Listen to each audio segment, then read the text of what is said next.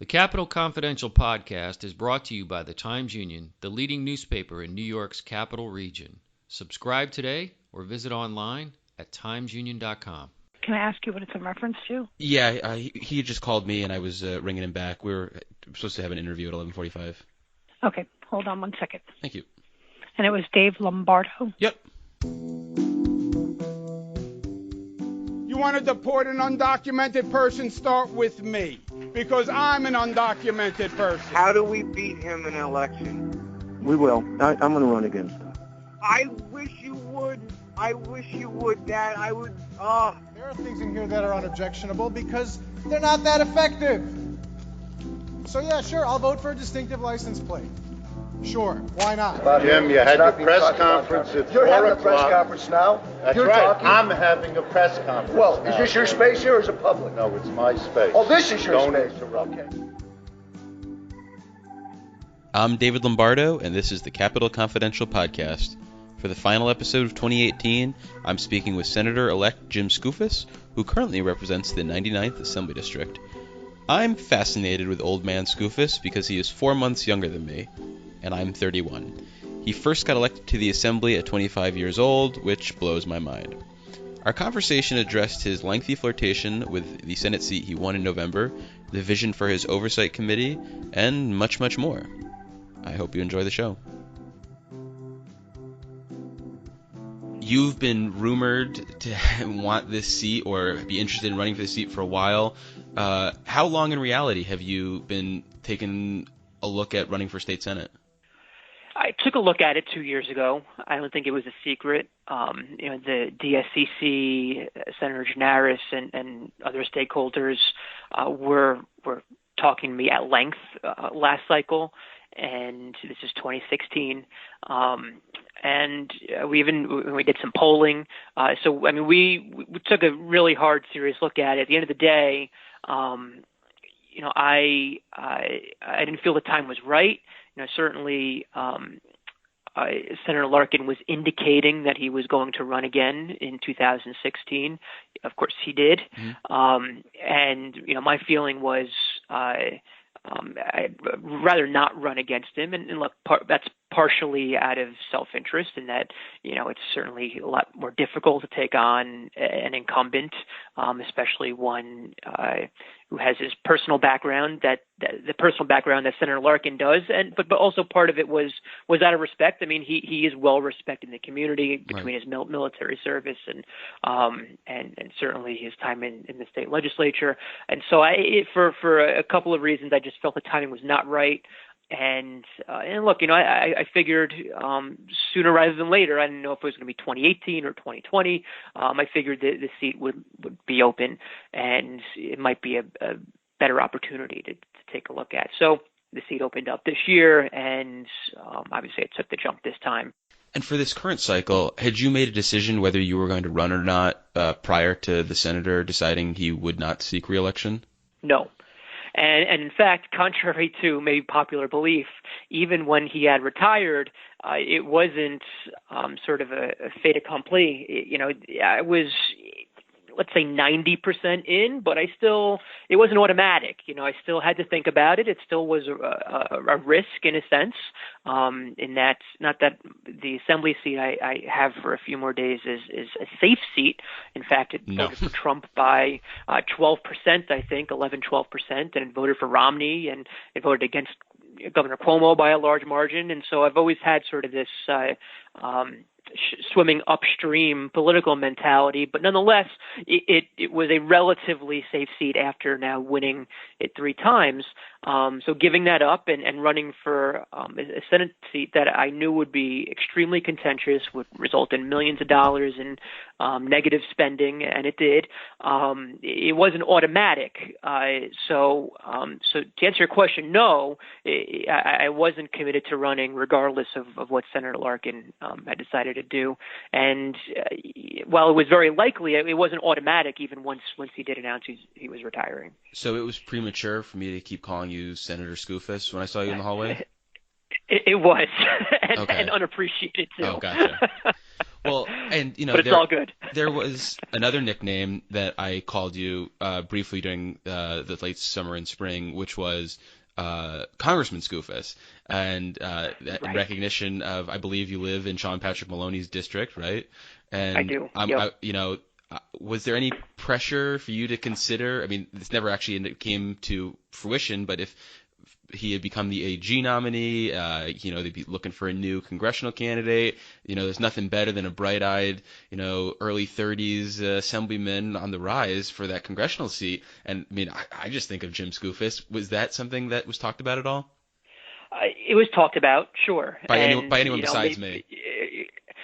Yeah, and look, maybe I'm speaking out of school here a little bit, but it was talked about a little bit. I will say that up till the very end, as we approached the primary, it was not top of mind for me at all. This was something that, quite frankly, I felt if I took my foot off of the gas pedal of the Senate run, it could be very damaging.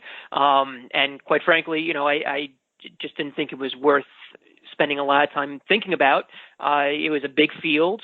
Sean Maloney, up until that last poll that showed him, I think, tied or a point or two ahead, was, I think, viewed as a pretty significant underdog. Right. And so, I didn't spend a lot of time thinking. There were some people discussing it. I think towards the end, after that last poll came out, I think it was a Siena poll, there were some more conversations that other people were having, and there was going to be pressure. If he had won, there was going to be pressure both ways to do it and certainly not to do it, right. Depending on where you were in New York or even broader politics. But look, it obviously didn't come to be, and I'm very happy and excited that I got to run a Senate campaign without this really humongous looming issue and question that could have dropped like a bomb in Orange County and the 18th congressional district. So I'm very excited to be starting in the Senate in January. So ultimately, you win your election by about 8 points, and coming into this, I think people thought this was going to be a very close election, and obviously, like you said, a lot of money was spent. This was a, I guess, very testy, contentious election. But I'm wondering, was there a point where you knew, as you got closer to election day, that you had a good chance and that you were likely going to win, or was this a case of heading into election night, you thought it could go either way? The phrase I frequently used the last week or two of the campaign was cautiously optimistic, and I think that's probably the most appropriate and accurate set of words. I mean, I didn't think we were running away with it by simple virtue of the fact that every single day in the mailbox, every other just about, it seemed, TV ad was from our opponents or our opponents' independent expenditures, and just almost all of it was negative. And so I didn't think we were running away with it, but I felt pretty confident. Mm-hmm. One sort of variable that was out there, and we saw this a little bit in our polling, what was going to be the Kavanaugh effect. And, we did see in the immediate onset or aftermath, I should say, of the very contentious, the second Kavanaugh hearing, that there was sort of a little bit of a coalescing and more enthusiasm among the Republican base in the district. And from what I gather, reading news stories and hearing about other polling that was happening elsewhere in the state and the country.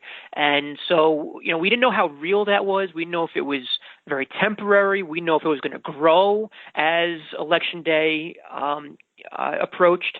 And so that was always in the back of my mind. And look, certainly in a midterm, we don't know how turnout is going to look necessarily in places like the city of Newburgh, which traditionally has very low turnout outside of presidential years.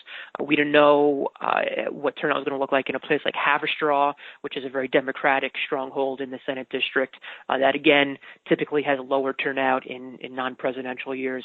And the matter of fact is, in the city of Newburgh, they matched presidential turnout from 2016. I mean, so there were some sort of variables out there that we didn't know how they were going to fall, but we felt that even if they didn't come out in an ideal manner, that we should still be okay, and that's what ultimately panned out. I mean, we had, I think, very favorable political circumstances, but I felt good the entire time.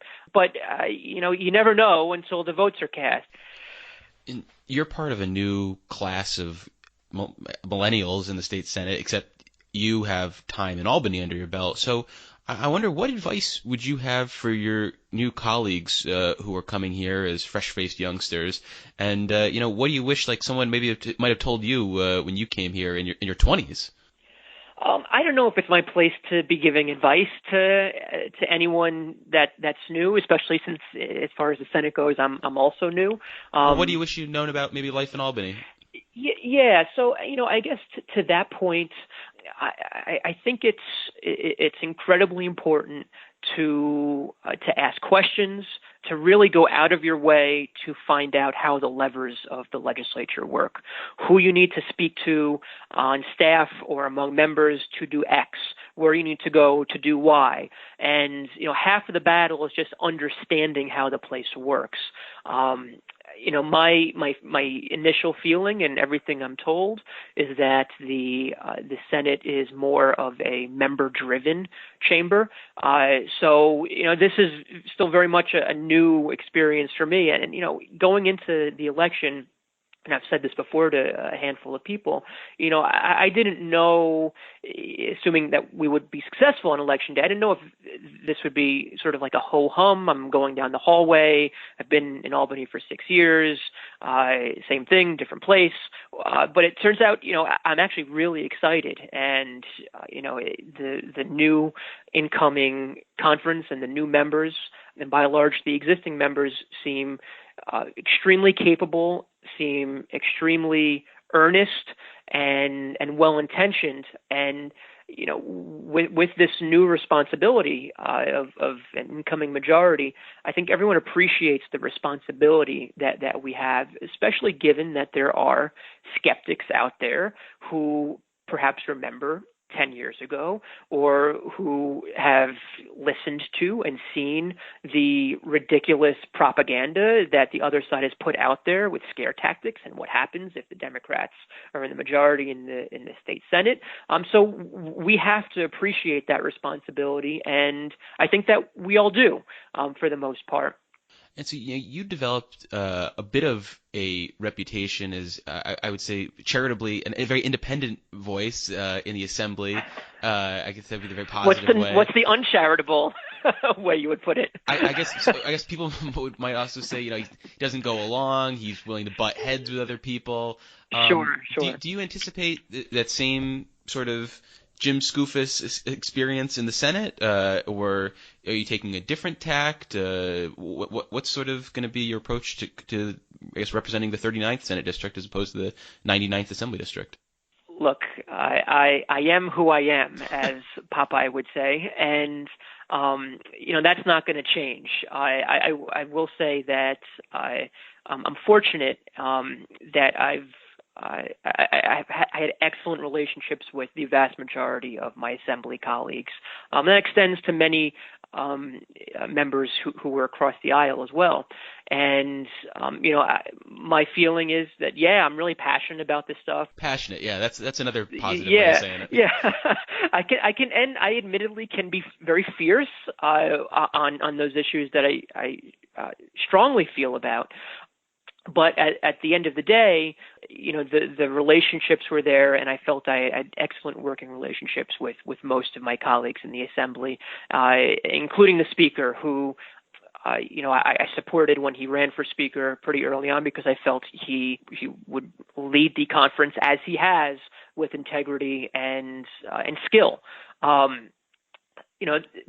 said, if there's someone in government, if there's someone in politics that I feel is not earnest or is not well-intentioned, or even if they are well-intentioned but just have diametrically opposite views of me that could be harmful to the people I represent, I am going to butt heads with that person. I'm going to fight, not metaphorically with that person.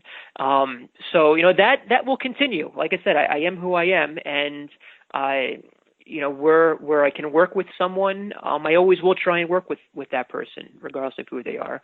If I disagree with them, I'm gonna try and win that policy fight or whatever it might be.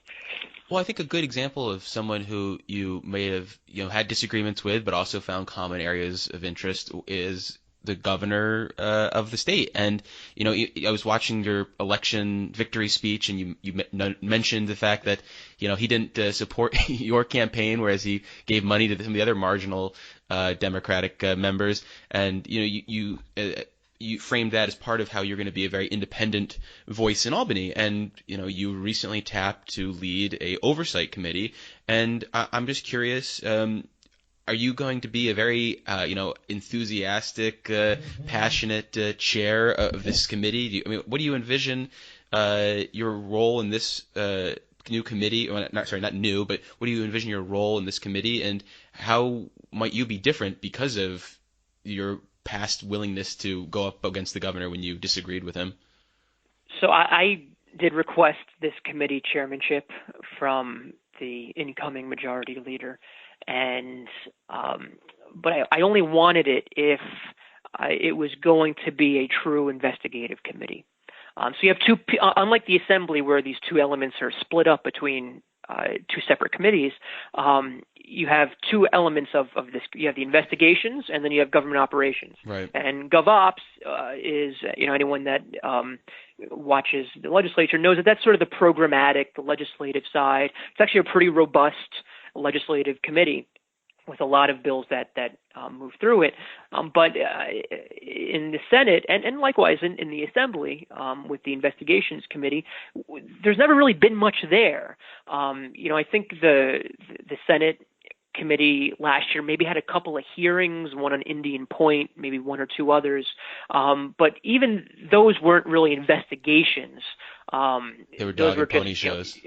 Your words, not mine. Yeah, but well, basically, as an observer, as an observer, it seemed as the Senate Republicans' relationship with Andrew Cuomo fell apart, then they began to take Senator Murphy, who chaired the committee, began to take a much more active approach, and it was mostly on high-profile political things where Republicans were angry at the governor. Yeah, and look, the point of investigations in my mind is not just simply to drag people to a committee hearing and do something for the cameras. The point of an investigation is to get to the bottom of things and find out the truth about sort of unanswered questions. And even with the handful of hearings that the Senate committee held last, that's never really, in my mind, I've never seen that. That's never been the purpose of this committee in years past, which is unfortunate. It's one of many examples that I think the legislature has sort of been derelict in our responsibilities as a co-equal, or what's supposed to be a constitutionally co-equal branch of government.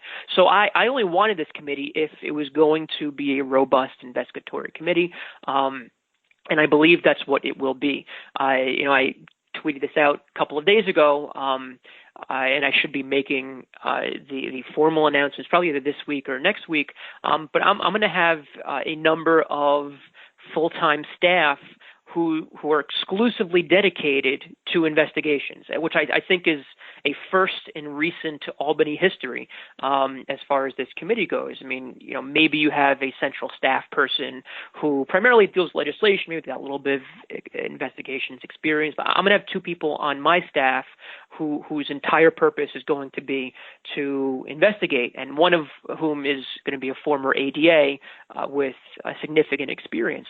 So, I anticipate to be very active with this committee, along with the committee members who haven't been named yet by leadership, and of course I'll work with the other relevant chairs depending on what issue we're looking at, of course. So I'm putting together a list right now of issues and items that I want to take a look at starting in the new year, and I anticipate sort of running full speed once I take office in January. Can you tease any of these potential issues? You're not the first person, not the first reporter to ask me that. I'm uncomfortable doing that before I even take office. So let's circle back on that question in January. I just feel it's premature and maybe even a little inappropriate for me to talk about what I specifically want to look at. But look, broadly, and I've been very outspoken with concerns on many issues over the past 6 years I've been in the Assembly. That's probably a good place to start speculating. Is now I've got a position, and I've got the opportunity to use some new tools to look at areas of concern that I've personally had, but that I'll also be able to of course, work with other colleagues. Like I said, it's a big state. There are local issues that I think I'm going to be looking at that maybe tie into some statewide implications, but there are also going to be broader statewide issues that I think have been gone unquestioned for far too long, that will finally now we'll shine some light on. So I don't want to talk about specifics, but as someone would say who used to take on a similar role to the one I'm taking on with obviously prosecutorial powers, stay tuned. Well, one of the issues that you did talk about a lot, and I'm not sure where it stands now, but tuition-free New York was a big thing that you came out with, you championed. The governor's introduced his sort of version of that, which has like an income threshold. But is this still something that you're hoping can be advanced, or have you kind of moved on from it because of what the governor did? No, I hope that there is room to make the Excelsior Scholarship more real. I was attacked by the governor's henchmen when this came up. Also known as his communications team. Yes. You may remember when this came up, I was very vociferous in raising concerns, and frequently and constantly was putting out there that this is only going to help 4% of SUNY and CUNY undergraduate students. The headlines are nice, free tuition's coming to New York, and this is being presented as some world-changing idea, but in reality, it was only going to help 4% of SUNY and CUNY undergrads. I admit I was wrong. The analysis came out a number of months ago, and it's closer to 3.5%. I thought you were going to do something like that. SUNY and CUNY undergrad. So I really felt it was a missed opportunity when this came up to not really advance a true college affordability plan, a free tuition public college plan. My hope is that we will be able to revisit it. The income thresholds are supposed to go up this year and next, which helps capture some more middle class families. One of the biggest problems, though, is the very stringent credit requirements where you have to take 15 hours of credits each and every semester. If you drop below even one credit, you're kicked out of Excelsior for the entirety of your degree. And so that means if you get sick, if you have to take off a semester because of a family emergency, if you just have to work full time and you can only take 12 credit semesters, you get no free tuition. It's very punitive. And so that in particular is one aspect of Excelsior that I think we can revisit that would really open up the program to many, many more students. Look, if you're a community college student, the majority of community college students are part-time students. They get no help from Excelsior. We've got to do a better job of making this a more real free tuition program. That's something, look, I'm someone who believes in good public policy and looking at things on the merits. If we're going to talk about free tuition, it is offensive to advance a proposal that only helps 4% of kids, not even, and just walk away from it and claim victory that we've made our SUNY and CUNY system tuition free. That's just totally disingenuous. So I hope we do revisit it next year. Well, Senator-elect, that's everything I've got. Is there anything else I should have asked you about for the upcoming 2019 session? I know, based on your passionate personality, there's probably about a million different things you're thinking about, but anything else I should have asked you about? I think we covered a good amount for now. Okay. There are going to be a lot of issues.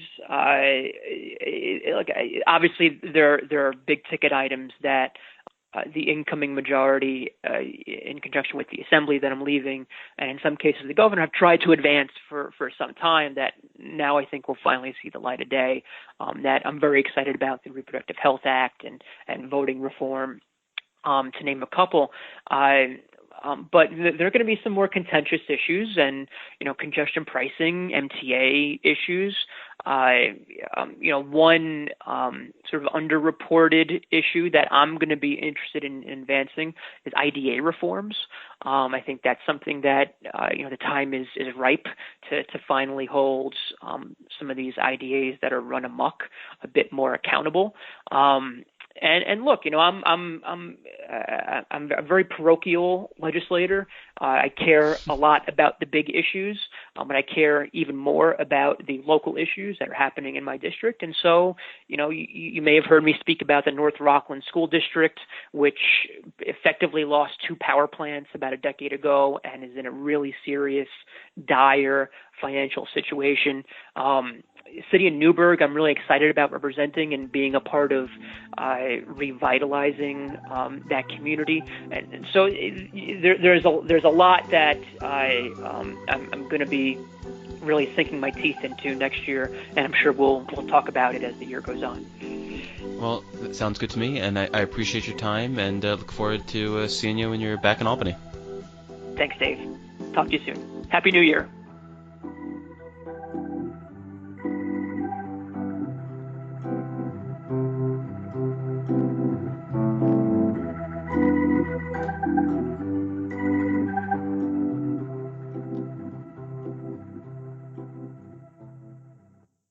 Just heard I tried to get you.